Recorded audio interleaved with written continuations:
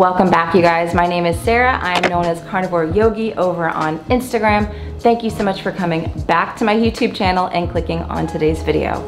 Today, I'm going to answer some of your frequently asked questions. This is part 2. I am right in the middle of Vlogmas, so I will pop a little eye up in the corner, and my first FAQ for the month is on that playlist if you want to go back and listen to some of those questions. And if I don't get to your question in that video or this video, feel free to drop it in the comments below. So before I jump into this lovely list of questions you guys provided me with on Instagram and YouTube, my little disclaimer, I am not a doctor, nutritionist, or expert. This is just my personal experience as well as just data that I've collected from talking with you guys, talking with you on Instagram and on YouTube, thousands of people at this point, as well as just really talking to and surveying a lot of the experts in this field. I will pop an eye in the corner again with my medical experts playlist. So a lot of the doctors in the community, it's funny, I'll get comments, talk to Dr. So-and-so. I'm like, yep, here's the link of the video where we talked. So I have talked to a lot of people, so I'm not just kind of making this stuff up as I go and just pulling it out of nowhere. This is based on those criteria. So let me jump into these questions before I ramble on any longer. Question 1 is low ketones on the carnivore diet. That's all the question said. So I actually did not have high ketones my first year of the carnivore diet. My ketones never really went above a 0.5. My blood sugar also, because it's the ketones that just by themselves don't really mean a whole lot. You could drink exogenous ketones and get ketones, but if your blood glucose is, you know, in the high 90s or above 100, you're definitely not really in a fat burning metabolism. According to Finney and Volek, they are the pioneers of the ketogenic diet as far as providing research. And I am basing a lot of what I'm saying as far as these numbers, ketotic numbers, on their research. And I do believe the carnivore diet is a subset of the keto diet. So again, my blood sugar numbers ran a bit higher. They were in the night and fasted first thing in the morning, and same with the ketones, fasted first thing in the morning.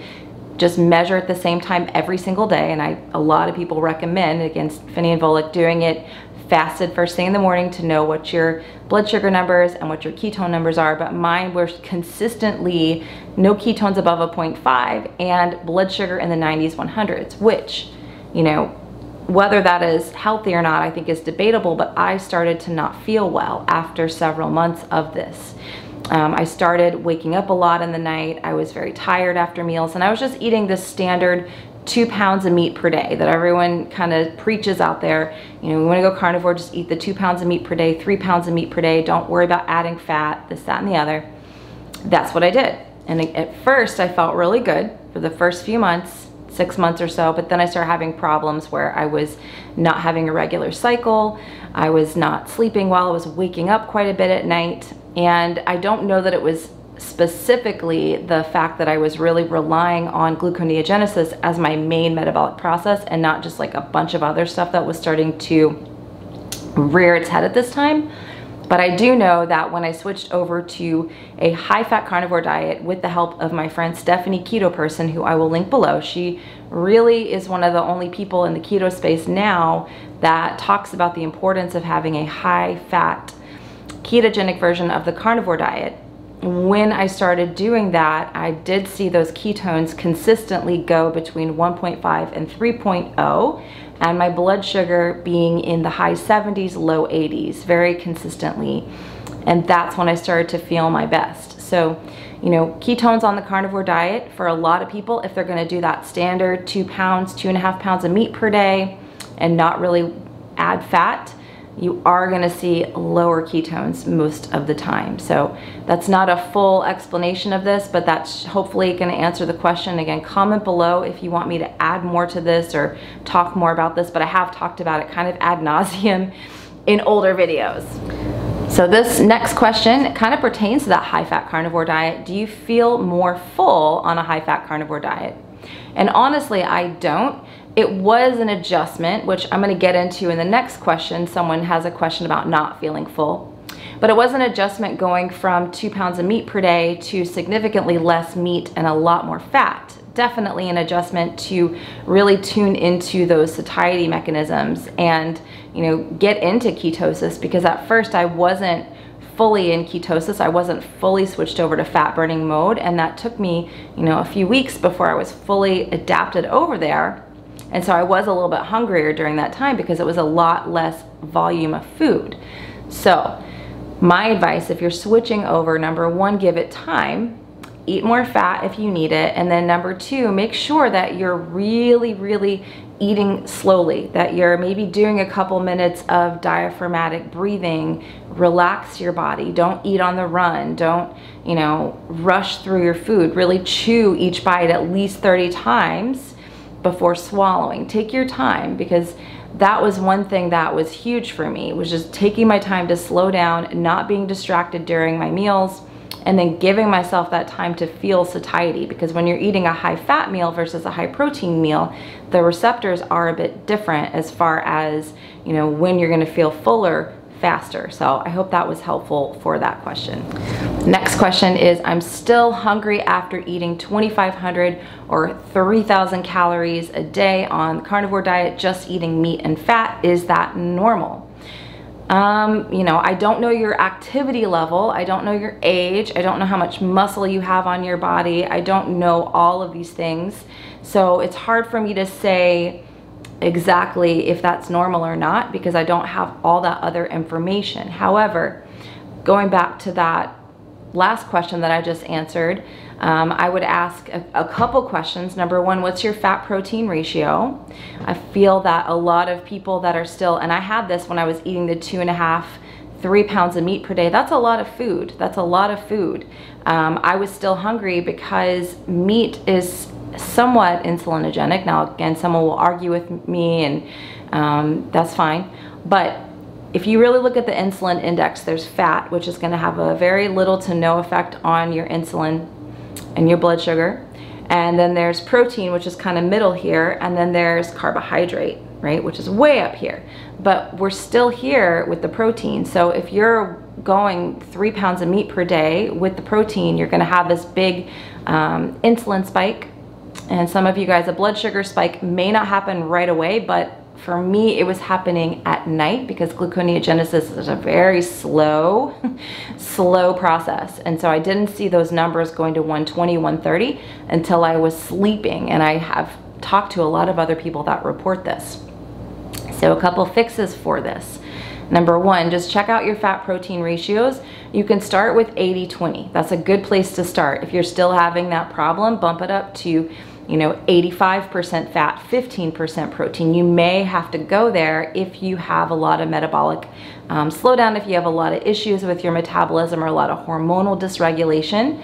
That's a good place to start, is going to a higher fat approach. And then, you know, make sure you're not eating too much protein in one meal. For some of you guys that may not be as metabolically flexible, this could be an issue. So you might feel like you eat a big meal and you're still hungry, or you eat a big meal and you're exhausted, which for some people can make them more hungry.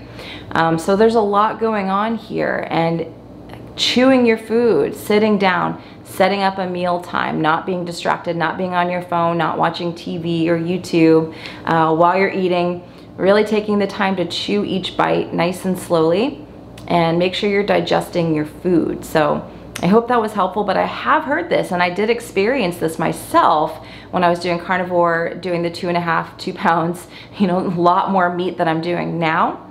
And again, I know a lot of people will ask, like, what's your, how many ounces of protein, how many ounces of fat? It's different every day, which is why I don't necessarily give those exact numbers out, but I do right now aim to eat at least 80% of my calories from fat and 20% from protein. So a true ketogenic approach to the carnivore diet. And I find for women and people with a lot of hormonal dysregulation that this approach is helpful and can help you with that whole hunger thing, because your blood sugar is just still on a roller coaster because your protein is possibly a little too high, and you're you know, not taking into account that insulin index. So I hope this helps. Again, just to triple, quadruple say it, this may not apply to you, may not apply to all of you, but for me it did, and for a lot of the women that I've talked to, it absolutely did, and men as well. All right, so this one, It was 2 questions, and I'm going to combine it into one. And one question was sex life, libido on carnivore. The other one was menstrual cycle on carnivore. Now, I've talked about both of these kind of ad nauseum in other videos, so I'm not going to ramble on too long. But essentially, my hormonal cycle, my monthly cycle, went into the toilet on year 1 of carnivore. I was also doing a lot of extended fasting, which I don't really do anymore. So 48 hour, 72 hour, 1 7-day, lots of 24-hour fast, you know, just keeping my eating window super short, even when I quit doing extended fasting.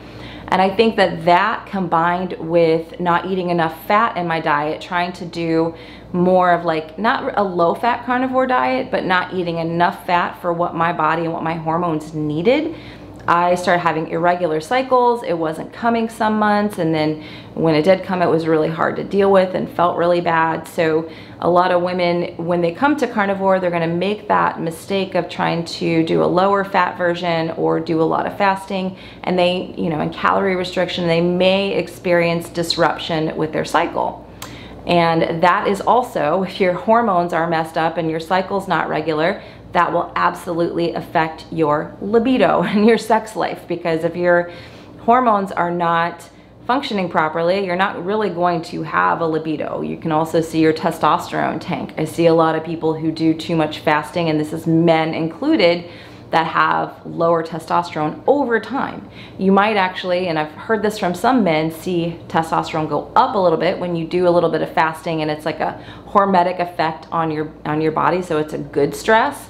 But hormetic effect, hormesis, is only going to be good for so long. If you're constantly doing it and you're never giving your body a break, eventually you're going to see negative returns. So hopefully that answers your question, but I'm all good to go in that department, in the libido department. Hormones are back on point. My cycle's been regular ever since February. Here we are in December. It's been very regular, and I'm ovulating at age 41 ever since I switched to this high-fat approach and cut out all the fasting. Okay, so last question for this video, because I want to make it a little bit shorter, is do you plan on staying carnivore forever? And I've answered this in other videos before, but to be honest with you, I don't know, and probably not. I see the carnivore diet as an elimination diet, and it has been very helpful for me to really just get all my symptoms to be very quiet. I'm now doing a gut healing protocol with my dear friend Nutrition with Judy, and really trying to heal my gut with the goal that eventually, if I do go out to, you know, a restaurant and I want to have a salad before my meal, that it's not going to cause my body to have a reaction, that I could just go and enjoy a salad.